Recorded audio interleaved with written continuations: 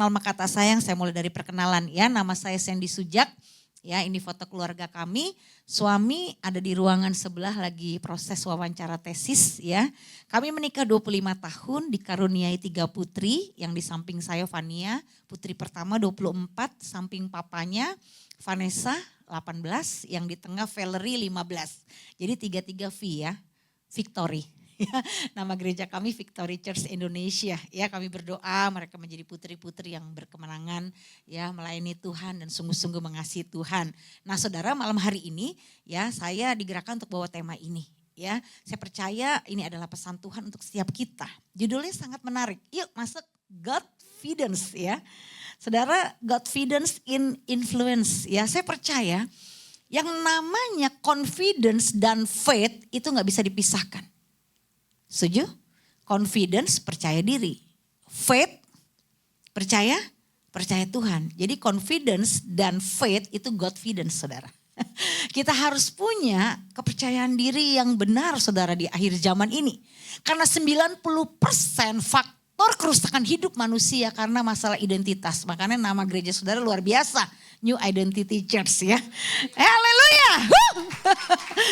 Ya, berarti saudara sudah tangkap visinya ya. Karena nama gerejanya New Identity, saudara sadar bahwa identitas saudara adalah identitas kerajaan sorga. Kita hidup di bumi tapi kita warga kerajaan sorga. Ya, kita punya identitas harus segambar dan serupa dengan Bapa kita di sorga. Amin. Oleh sebab itu saudara ya, kita lihat bahwa Tuhan mau Anda dan saya menghadapi ya setiap masalah dan tantangan dengan kepercayaan diri yang penuh. Ya, namanya hidup pasti ada tantangan, pasti ada halangan, pasti ada rintangan, pasti ada masalah. Setuju saudara? Ya, saudara tinggal di Bekasi ada masalah. Saudara tinggal di saya daerah selatan ya, Cirende apalagi Lebak Bulus saudara ya. Sama ya, satu masalah yang sama pasti macet saudara ya. Ya, di mana-mana kan pasti kita ada masalah. Ya, adik saya tinggal mengembalakan di California, ya tetap ada masalah, tetap ada hambatan, tetap ada halangan, ada rintangan. Betul? Saudara mau karyawan, saudara mau pengusaha, saudara mau nganggur, tetap ada masalahnya juga. Saudara mau menikah, saudara mau single, tetap ada masalahnya juga. Ya, jadi kita tidak bisa mengelak hidup ini dari yang namanya problem, masalah, tantangan saudara dalam hidup kita. Tapi Tuhan mau kita menghadapinya ya dengan kepercayaan diri yang penuh. Karena kalau kita kepercayaan dirinya 99% saja, kita berkata kalau kamu bimbang, maka hidupmu sama diombang-ambingkan oleh gelombang laut. Dan jangan harap kamu dapat menerima sesuatu apapun dari Tuhan. Ya, jadi kepercayaan diri yang penuh tuh level iman kita bukan hanya belief sama Tuhan, tapi trust sama Tuhan. Ya, belief percaya tapi trust kita mempercayakan diri kita sepenuhnya sama Tuhan. Katakan amin. Ya, itulah gambaran orang percaya. Kalau kita lihat di 1 Samuel 17 ayat 45, mari kita baca sama-sama 2-3. Tetapi Daud berkata kepada orang Filistin itu, engkau mendatangi aku dengan berapa? Senjatanya pedang, lalu tombak, lalu lembing. Ya, 3 loh senjatanya nih si Goliat ini ya. Tetapi baca sama-sama, aku mendatangi engkau dengan nama Tuhan semesta alam, Allah segala barisan Israel yang kau tantang itu. 3 senjata lawan 1 senjata. Badannya tinggi 3 meter. Yang ini ya imut-imut saudara. Ya, Daud tuh tidak masuk hitungan tentara. Berarti postur tubuhnya tidak tinggi. Karena kalau level saat itu jadi tentara Israel harus punya postur yang memang tinggi berat.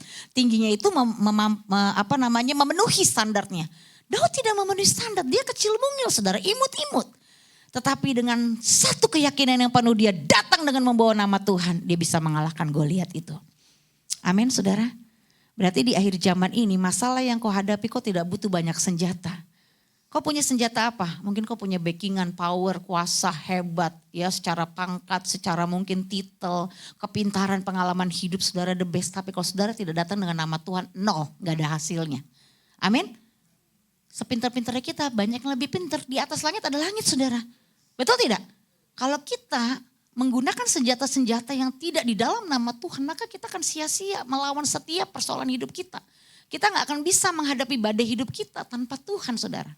Daud mengerti jelas kebenaran ini bahwa Tuhan mau Daud memiliki kepercayaan yang penuh.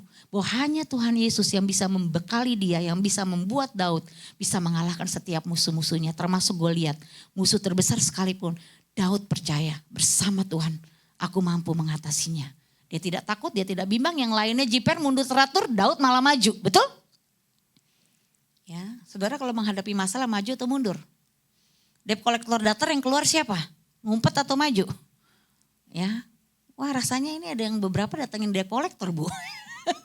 Tenang aja ya, saya 2011 sudah pandemi dulu Anda ngalamin. 2011, 2015, 16 bank, tarik uang cash, masukin ke bisnis. Jadi saya ini pernah lari dari panggilan Pak. Ya, makanya hidupnya kayak kereta api, tahu ya? Kereta api gimana? Susah, duit ya. Susah apa? Duit. Kalau ngomongin duit kayak ada setannya. Ya, waduh saudara, kalau pendeta perang, pendeta konflik tuh lebih ngeri. Saut-sautannya ayat saudara.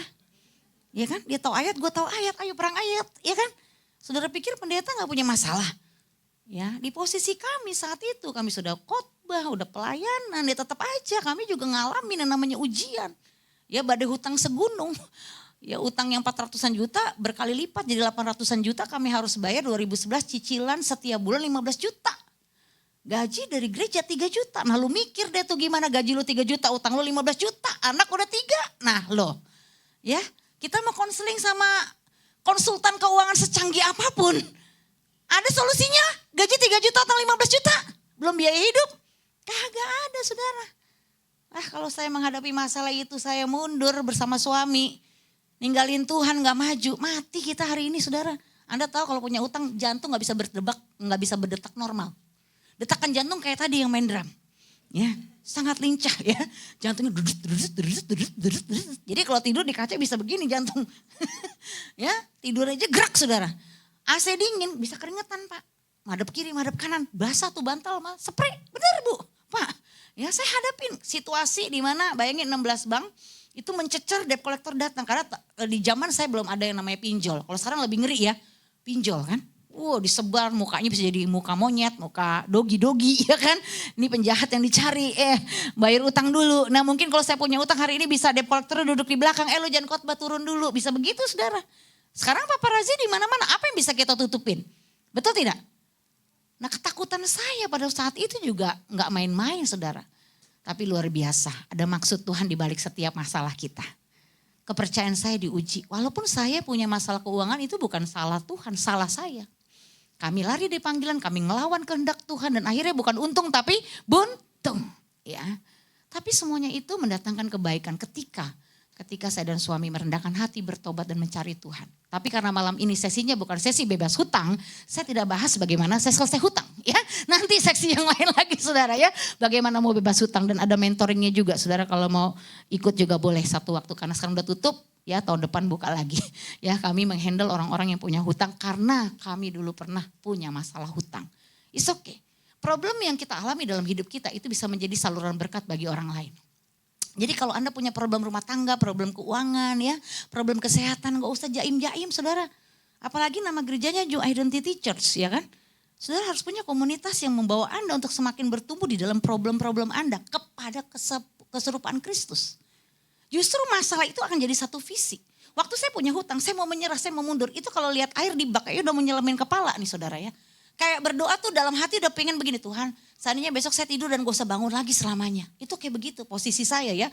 Anak 3 itu sampai ke garasi di rumah papa saya. Kan saya akhirnya balik tuh ke rumah orang tua. Saudara setelah 5 tahun pisah, balik lagi. Jadi garasi dijadiin kamar. Ya, kecil berlima saudara. Ya udah numpuk aja di situ. Kami lewati 8 tahun proses itu. Jadi proses saya menghadapi badai keuangan bersama suami selama 25 tahun pernikahan itu 11 tahun. Ya dan kami menolong banyak orang sekarang akhirnya tidak perlu selama kami. Kenapa? Karena dimentor, karena didampingi mereka lebih cepat keluarnya dari masalah. Ya dan semuanya itu Tuhan kasih visi. Hadapi masalahmu, jangan takut. Aku mau kamu percaya. Tuhan kasih pesan lewat suami saya gini. Seperti aku membebaskan Lot dan keluarganya dari Sodom dan Gomora. Demikian aku akan melepaskan kamu dari semua masalah keuanganmu. Hanya satu, jangan menengok ke belakang. Saya gak boleh sesali yang lalu. Saya gak boleh menyalahkan suami, gak boleh menyalahkan diri saya, gak boleh menyalahkan siapapun. Rilis semuanya, ampuni, lepaskan semuanya. Bertobat, rendahkan hati dan lihat fokus ke depan. Aku menyertaimu. Dan benar saudara, 4,5 tahun hutang itu beres. Tidak gejubrak ada yang transfer, ada uang dari langit terjun ke rumah saya ya. Tetap kita hadapi 16 bank, tetap kita hadapi prosesnya. Ya, tapi kita Lihat saudara, di balik semua masalah itu Tuhan kasih visi. Nanti satu hari kamu akan layani banyak orang yang punya hutang. Dan kamu tidak memvonis mereka dan kamu tidak menghakimi mereka. Kamu tahu rasanya bagaimana punya hutang. Ya kan? Jadi ketika sekarang kami melayani, oh iya benar apa yang Tuhan katakan lalu 2011 itu terwujud. Ya, di 2020 kami membangun pelayanan untuk orang-orang yang punya kasus hutang sampai hari ini. Ya, jadi ingat baik-baik, tidak ada kemenangan tanpa kepercayaan diri, saudara. Ya, coba slide-nya ikutin aja selanjutnya ya. Baca sama-sama, tidak ada kemenangan tanpa kepercayaan diri. Ya. Tapi kepercayaan dirinya bersumber dari mana? Ya, kalau bersumber dari confidence, kekuatan dirimu sendiri yang seperti New Age bangun, saya bisa, jiper mate kita saudara, benar. Kita kemampuannya terbatas. Tuhan yang tidak terbatas, amin. Kalau kita bisa landasannya kekuatan Tuhan, saya percaya semua masalah bisa kita hadapi bersama Tuhan. Ya, nah kepercayaan diri itu memiliki keyakinan penuh, artinya ya bertindak tanpa keraguan, ada rasa aman sepenuhnya terjamin dan terlindungi. Itu arti kepercayaan diri. Ya, kita tuh sama sekali mantep gitu loh, nggak goyah sedikit pun. Sekalipun seperti saya dan suami waktu itu tidak ada sumber-sumber yang menjamin kita bisa bayar utang 15 juta. Gak ada sumber-sumbernya. Kami waktu itu ya seperti Bapak Ibu tahu namanya orang baru lari dari panggilan ya gak ada pelayanan, pengembalaan bantu orang tua dan itu bukan pengembalaan kami. Sumber-sumber dana lain, income dari penghasilan-penghasilan lain kami tidak punya. Hanya satu yang kami punya. Tuhan Yesus Kristus dalam hidup kami. Yang kami pegang teguh janjinya. Ya. Kalau secara keadaan gak ada, tapi disitulah dibentuk satu keyakinan penuh. Dan kami bertindak langkah demi langkah menghadapi 1 bank, 2 bank, 3 bank. Jadi kalau ada utang jangan lari, datang ke bank, akuin saya gak bisa bayar. Ya, benar saudara, kalau Anda lari dari hutang sampai kapanpun Anda akan terus punya masalah. Saya di Amerika banyak ketemu jemaat yang lari dari Indonesia ke Amerika karena punya banyak hutang saudara. Dan di sana makin bermasalah. Sampai dirantai kakinya karena ilegal saudara, itu udah kayak dogi-dogi. Ya di sana ilegal ketangkap pemerintah di rantai saudara. Jadi kalau lari-lari ada cleaning persis gitu ya kayak dogi. Dan itu mereka copot lagi, mereka gunting lagi. Mereka jadi ilegal selamanya. Waduh mengerikan saudara. Ya kenapa? Karena lari dari masalah. Kalau Anda lari dari masalah, masalah Anda akan tambah kuat. Tapi kalau Anda menghadapi masalah, Anda yang bertambah kuat di dalam Tuhan. Anda mau pilih yang mana? Ya sampai Anda punya keyakinan, yes bersama Tuhan aku hadapi dan Tuhan akan buka jalan. Aku percaya ada hikmat Tuhan yang menyertai sehingga aku bisa melewati semua badai kemelut ini.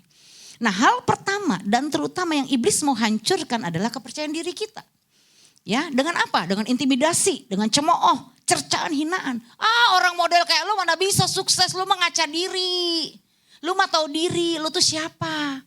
Ya kita kan mau dibuat hilang identitas diri kita kan. Lu tuh keluarga miskin dari sononya lu memang udah susah, lu nasibnya memang sial. Lu gak ingat. Ya orang model lu mah kagak ada masa depan. Orang model lu mah ngapain pelayanan, lu mah gak layak pelayanan, lu gak ngaca diri. Ya, apa yang lu lakuin dalam hidup lu, wah kita bener-bener dibuat gak layak. Sampai situasi itu saya alami waktu situasi hutang. Saya yang udah statusnya pendeta, ya masuk gereja bukan ngerasa diberkati, tapi ngerasa terkutuk. Jadi masuk nih halaman gereja, kayak ada beban berat banget bertonton. Ya merasa gak layak, ini karena intimidasi, merasa gagal Allah, lu jadi pemimpin sok-sokan lu. Ya waktu itu mertua meninggal, suami diangkat akhirnya mami untuk jadi operasional pemimpin jemaat. Walaupun status gembala mami. Ya. Dalam kondisi itu memang gak ada yang tahu, kami punya badai hutang tuh tidak ada satupun yang tahu kecuali orang tua saya. Sama pemimpin rohani saya, tapi mereka pun tidak bisa bantu apa-apa saudara.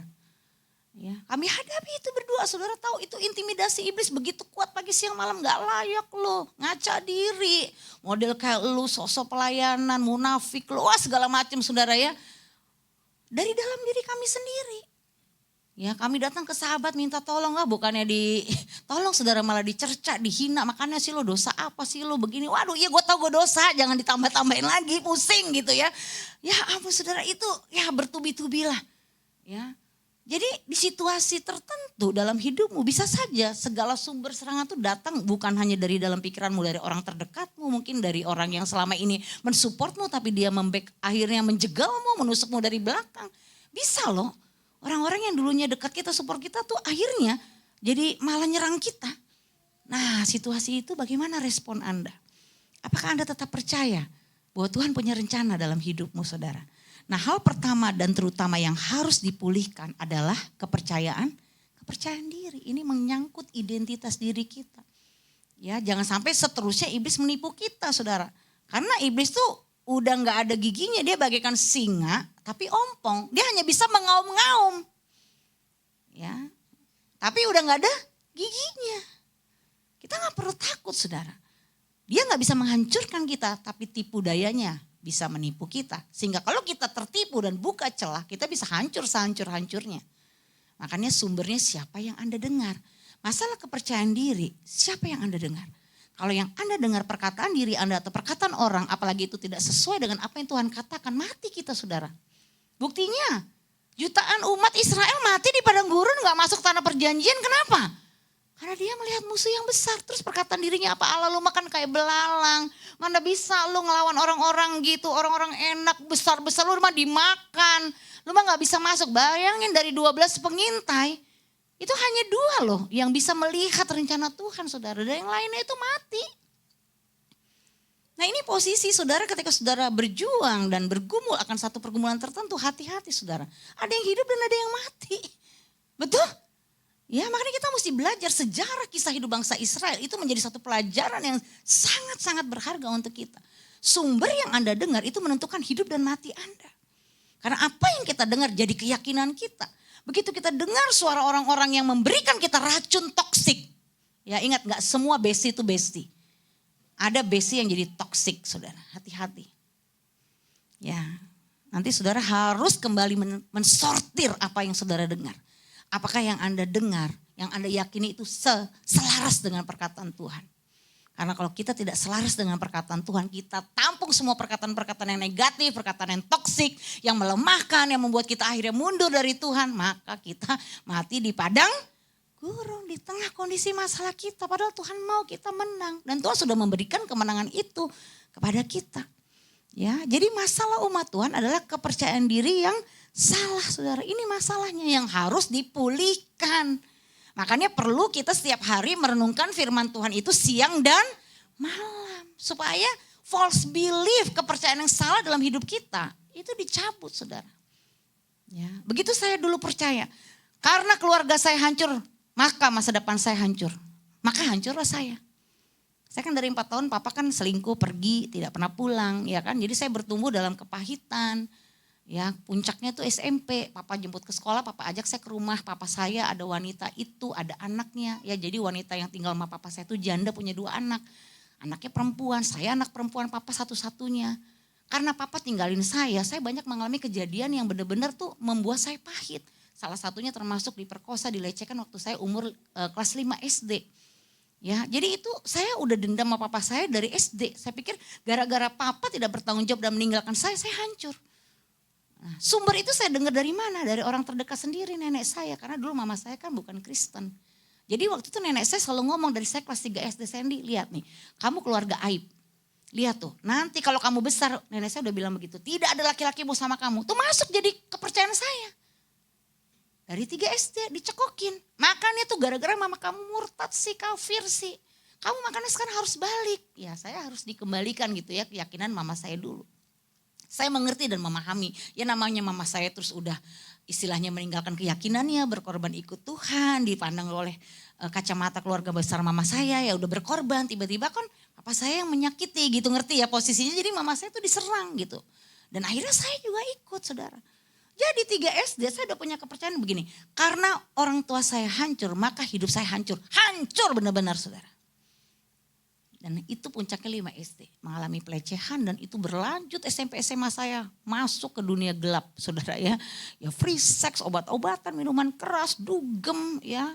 Waduh, pokoknya pagi siang malam itu dosa sekalipun tetap ke sekolah minggu karena mama didik kita memang dalam firman, tapi kita nggak bertumbuh dalam iman.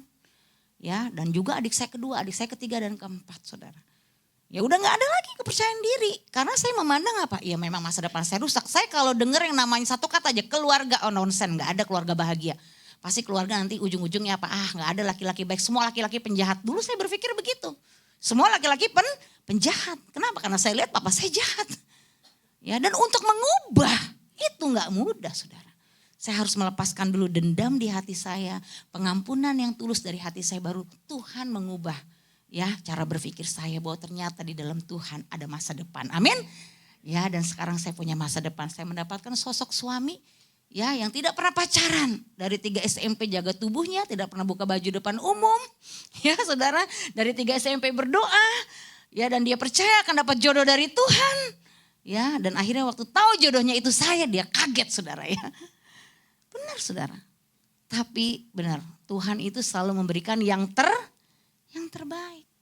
Ya, saya mengalami jadi pemulihan identitas diri waktu saya umur 21 ke 22 tahun. Itu ngalamin Tuhan, saya diubahkan ya 25 akhirnya menikah. Jadi setelah 2 tahun bertobat, 2 tahun full fokus ya benar-benar sama Tuhan, bangun hidup dengan value yang baru, tinggalkan semua masa lalu. Dan Tuhan pertemukan dengan jodoh yang terbaik, dan hingga hari ini ya saya dan suami bersama anak-anak tetap melayani Tuhan. Kenapa? Karena ada pemulihan dari kepercayaan yang salah kepada kepercayaan yang benar, yang sesuai apa yang Tuhan katakan. Jadi Saudara lihat, ada kebutuhan jiwa, the core of soul. Ya, lihat gambar ini. Setiap kita membutuhkan sense of belonging, sense of worthiness, sense of competence. Ya. Nah, 3 kebutuhan ini salah satunya tidak dicukupi, ya tidak kita dapat. Jiwa kita jadi bolong. Jadi bermasalah. Ya, next slide kita lihat golden age, anak ya ada fase usianya. Fase keluarga, golden age itu 0 sampai 5 tahun. Ya, waktu fase emosi itu 5 sampai 12 tahun, di mana yang anak laki ya dia harus perlu figur seorang ibu di usia 5 sampai 12 tahun. Yang anak perempuan di 5-12 tahun harus butuh figur seorang bapak yang lebih benar-benar kental dalam hidup dia. Nanti di fase modeling, dia mau perlu role model, anak usia 12 sampai 21 tahun yang wanita butuh didampingi mamanya, diajar menjadi bagaimana seorang wanita. Yang pria butuh didampingi papanya, gimana menjadi seorang laki-laki, bekerja rajin, bertanggung jawab, nanti jadi suami yang baik. Nah, di sini peran orang tua. Tapi kan banyak dari kita menghadapi peran keluarga yang disfungsi, di mana ayah kita tidak berfungsi, tidak memberikan direction, protection, confidence. Dia tidak bisa mengajak kita berbicara untuk memandang mata kita. Bahkan mungkin sebagian besar ayah sibuk bekerja, meninggalkan kita. Dia bahkan ada di rumah tapi dia nggak pernah menanamkan identitas diri yang benar sama kita. Akhirnya dunia yang kasih kita identitas. Ya, fungsi ibu juga tidak ada. Ya, yang namanya empati, sentuhan. Ibu tuh ngurus anaknya, anaknya pokoknya mandiri ngurus sendiri. Ya, tidak ada caring, nggak ada nature-nya seorang ibu. Akhirnya jiwa anaknya mengalami problem. Apalagi kalau orang tuanya berpisah. Ya, sampai di sini nangkep, Saudara? Ini problemnya, jadi kita kehilangan identitas, kita kehilangan jati diri kita yang harusnya dipenuhi dari keluarga kita. Tapi keluarga kita tidak berfungsi, ya sama seperti saya. Akhirnya identitas diri saya dibangun dari dunia. Apa yang dunia katakan? Kamu berharga kalau kamu cantik, kalau kamu pintar, kamu punya gelar, kamu sekolah di luar negeri. Ya, kamu punya rumah mewah, kamu punya cuan banyak. Ya karena papa saya dulu bangunnya dengan keberhargaan diri saya di duit, ya dia gak pernah pulang, duit pulang. Ya jadi saya merasa berharga kalau banyak duit. Ya kenapa? Karena papa saya penuhi saya dengan uang, karena dia gak pernah bisa pulang. Ya begitu papa saya bangkrut, rusaklah gambar diri saya. Makanya saya pacaran akhirnya dengan pria jauh lebih tua, yang penting lo kaya gitu loh. Untuk memenuhi fasilitas hidup saya. Jadi seperti itu Saudara. Kenapa? Karena yang nanemin dari dunia. Nah, makanya sesat banget. Banyak orang tuh kenapa punya badai hutang? Karena dia lihat dari nilai dunia, ukuran dunia kan apa yang lo punya, brand lo apa, rumah lo di mana, betul tidak? Pangkat lo apa?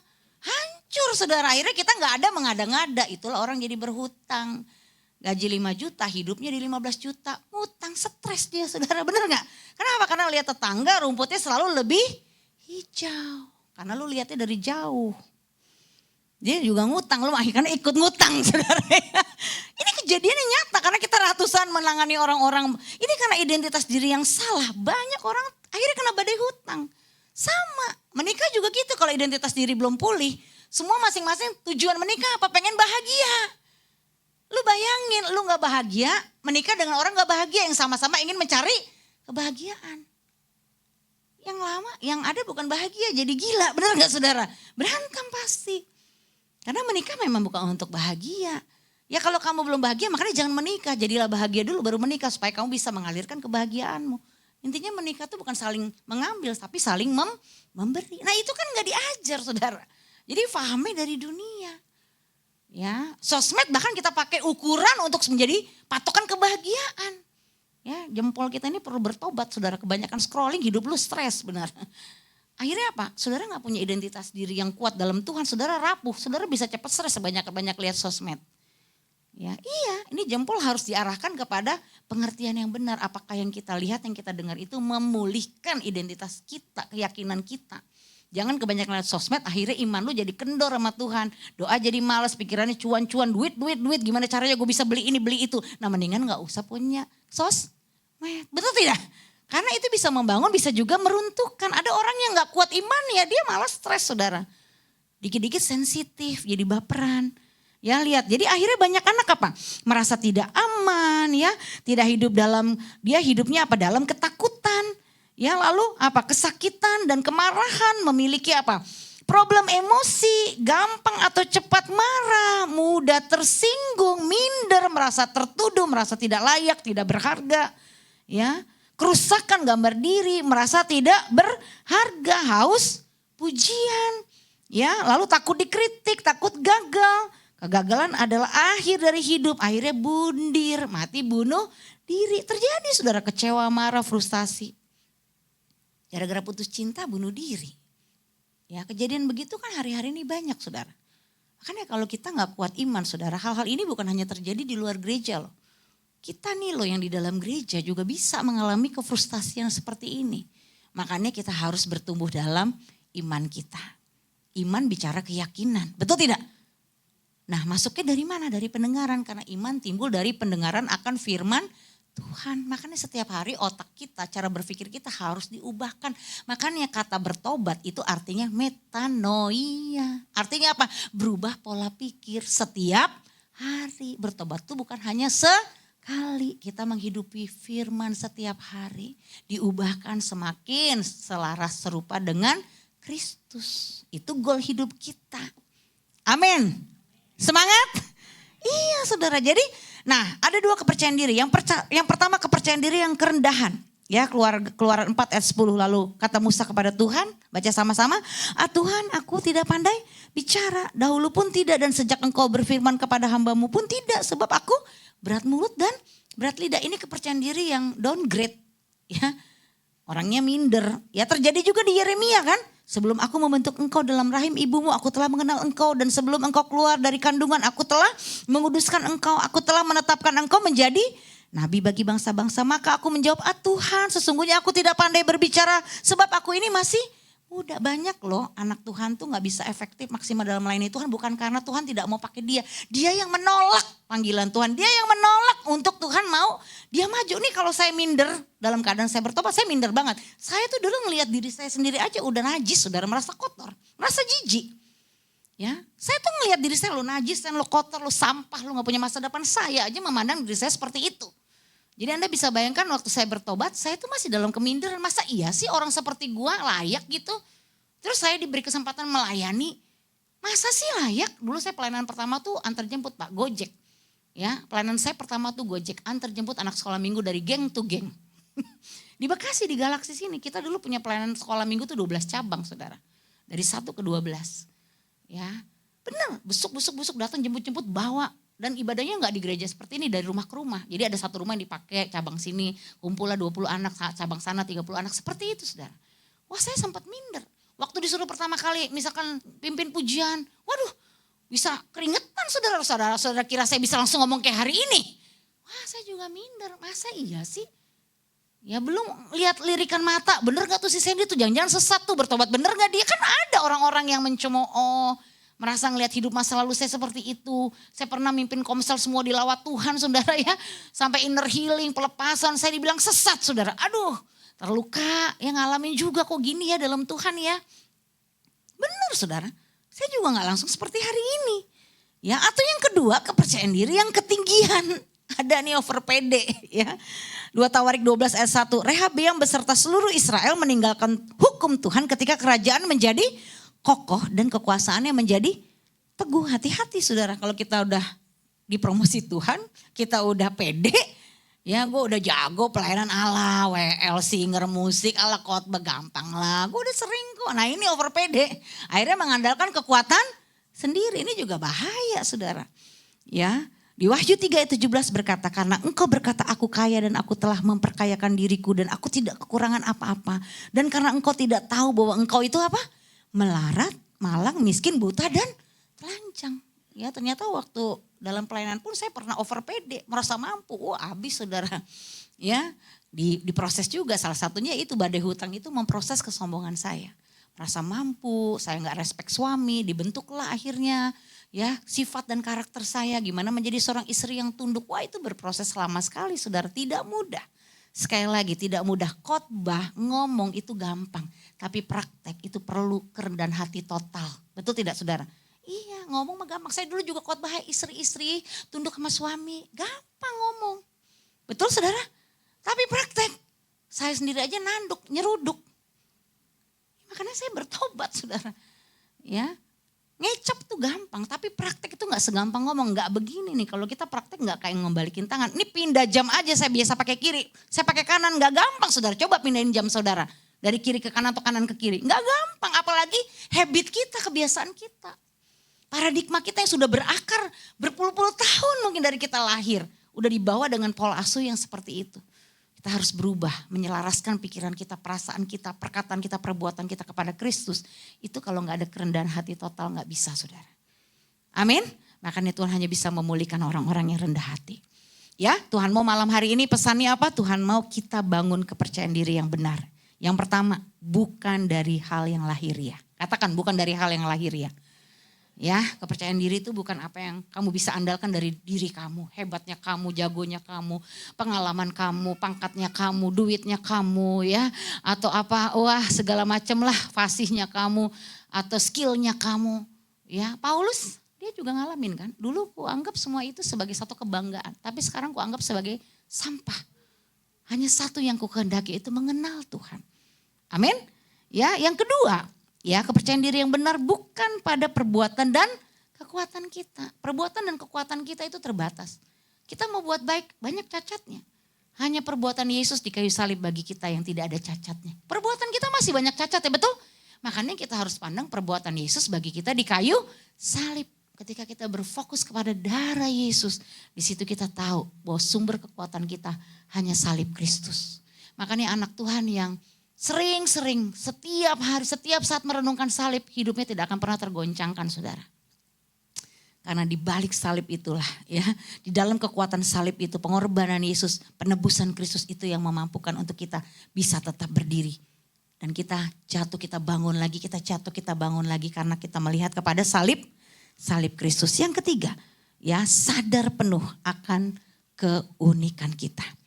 Ya, Paulus tidak menaruh kepercayaan dirinya pada hal-hal yang lahiriah. Ya, dia katakan hati-hati kepada pekerja-pekerja yang jahat, terhadap penyunat-penyunat yang palsu, karena kita orang-orang bersunat yang beribadah kepada Roh Allah dan bermegah dalam Kristus Yesus dan tidak menaruh percaya pada hal-hal yang lahiriah. Ya, sekalipun aku juga ada alasan, Paulus bilang, untuk menaruh percaya pada hal-hal yang lahiriah. Jika ada orang lain menyangka dapat menaruh percaya pada hal-hal lahiriah, aku lebih lagi.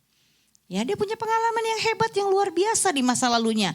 Disunat pada hari ke-8 dari bangsa Israel, dari suku Benyamin, orang Ibrani asli, tentang pendirian terhadap hukum Taurat. Aku orang Farisi.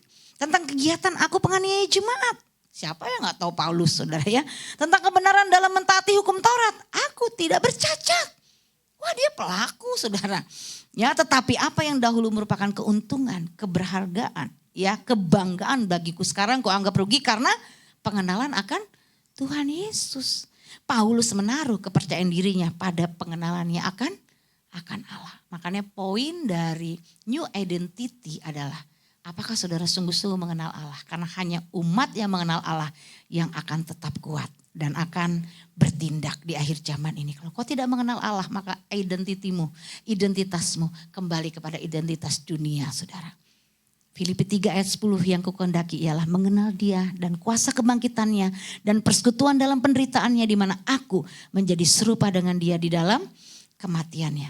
Kepercayaan diri yang benar didasari pada pengenalan akan yang kedua, siapa diri saya yang sebenarnya. Jadi ketika saudara melihat diri saudara, pikiran siapa yang muncul ketika Anda ngaca melihat diri Anda?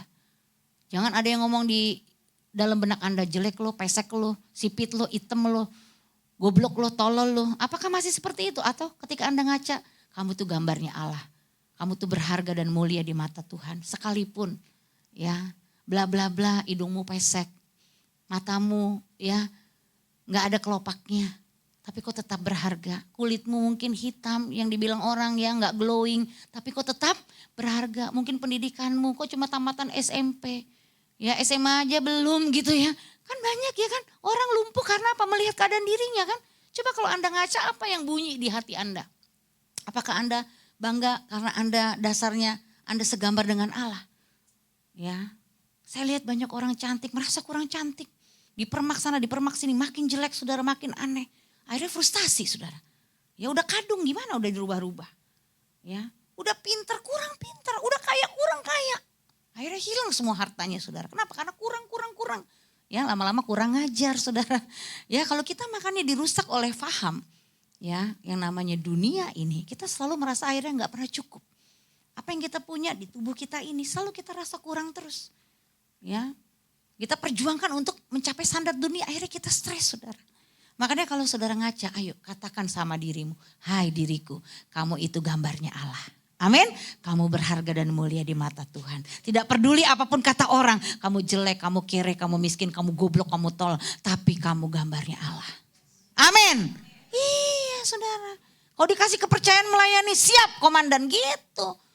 Ya waktu saya pulih gambar diri saya tidak pernah menolak apapun yang dipercayakan. Karena apa? Saya coba, saya belajar, saya tidak mampu. Tapi Tuhan yang memberikan saya kemampuan. Amin. Dan terus diasah jadi skill.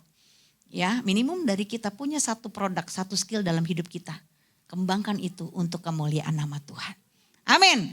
Ya jadi kalau ngaca katakan aku gambarnya Allah. Aku berharga. Aku mulia di mata Allah. Amin. Ya, Tuhan telah melihat dan mengenal kita sebelum kita dibentuk dan berbentuk. Siapa kita dan menjadi apa kita kelak tidak ditentukan oleh bentuk atau penampilan kita, namun oleh apa yang kita pikirkan. Makanya saudara pikirkan dan renungkan terus firman Tuhan, rencana Tuhan. Ya, Mazmur 139 ayat 14 dikatakan, baca sama-sama.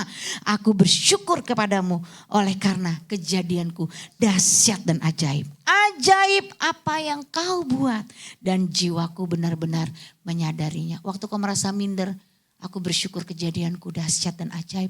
Anda bisa menangis. Memang kalau Anda merasa benar-benar tertolak, Anda pernah dilecehkan, Anda pernah mungkin merasa dicampakkan, dibuang. Mungkin Anda akan merasa sakit sekali hati Anda waktu Anda merenungkan ayat ini.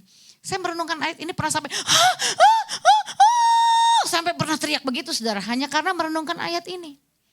Kenapa? Karena saya memandang diri saya nggak ada dahsyatnya apa-apa, nggak ada ajaib-ajaibnya.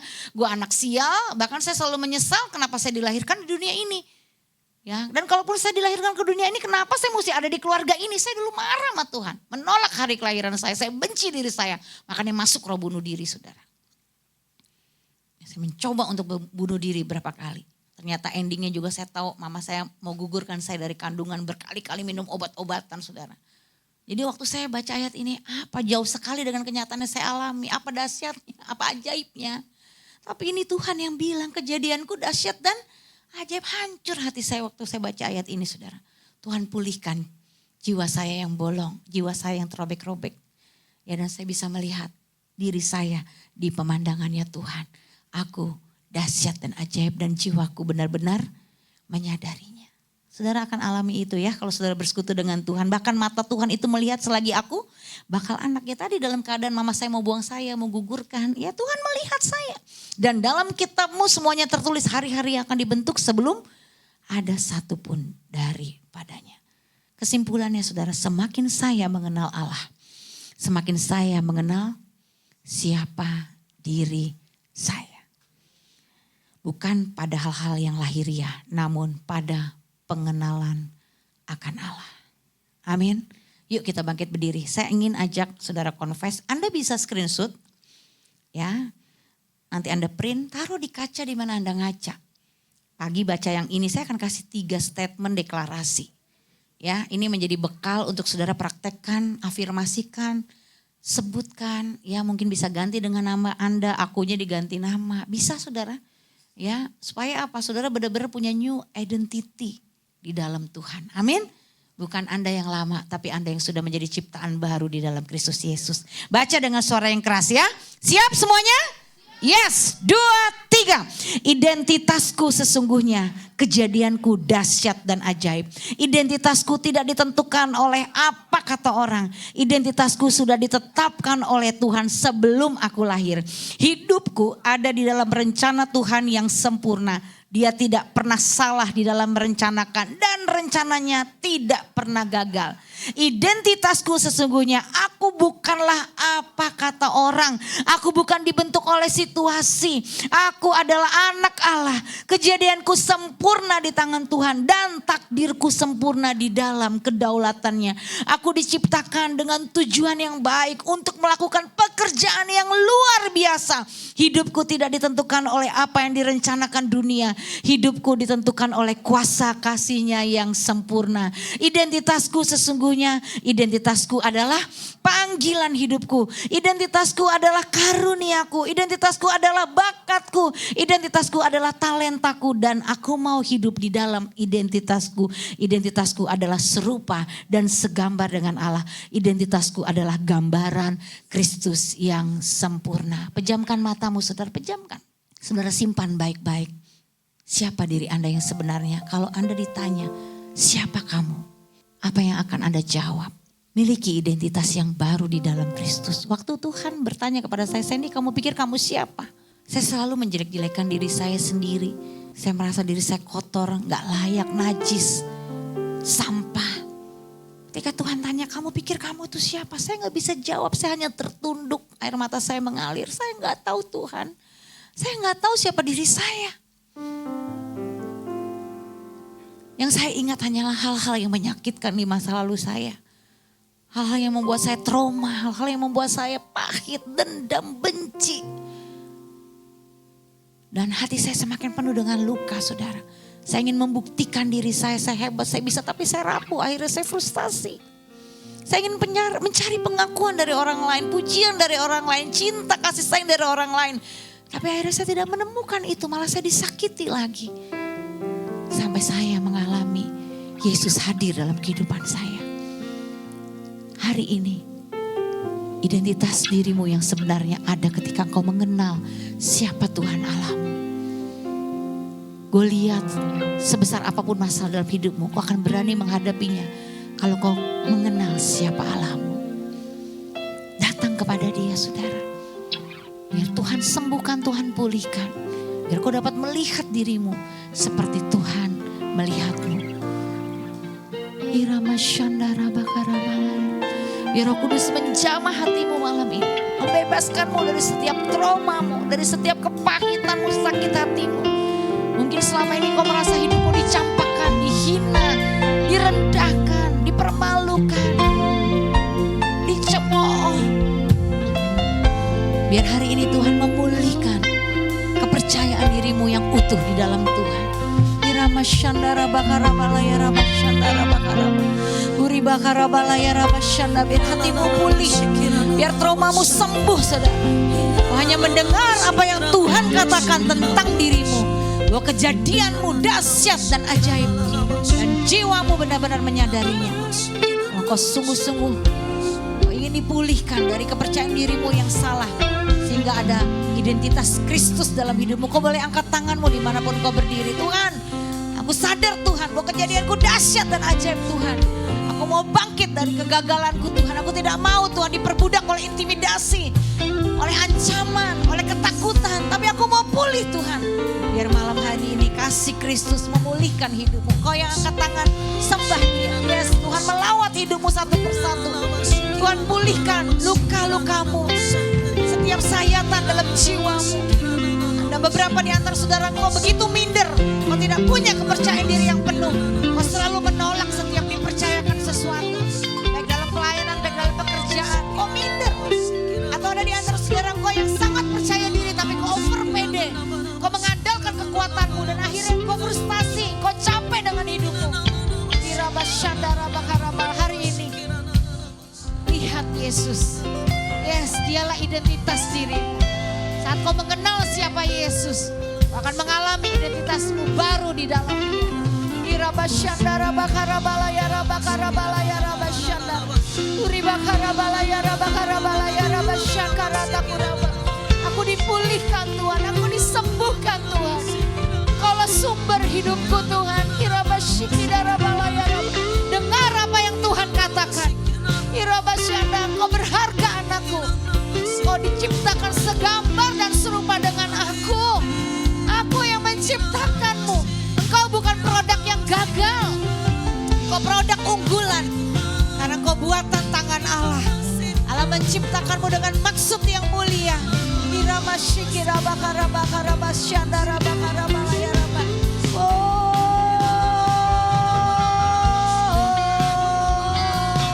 Terima kasih Tuhan. Terima kasih. Mengucap syukurlah buat hidupmu yang luar biasa.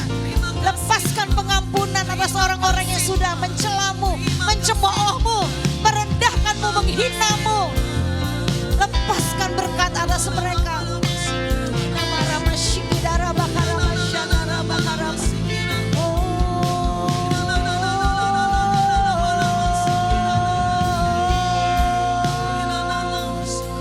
Terima kasih Bapa. Terima kasih Tuhan. Kami bersyukur Bapa. Terima kasih. Terima kasih.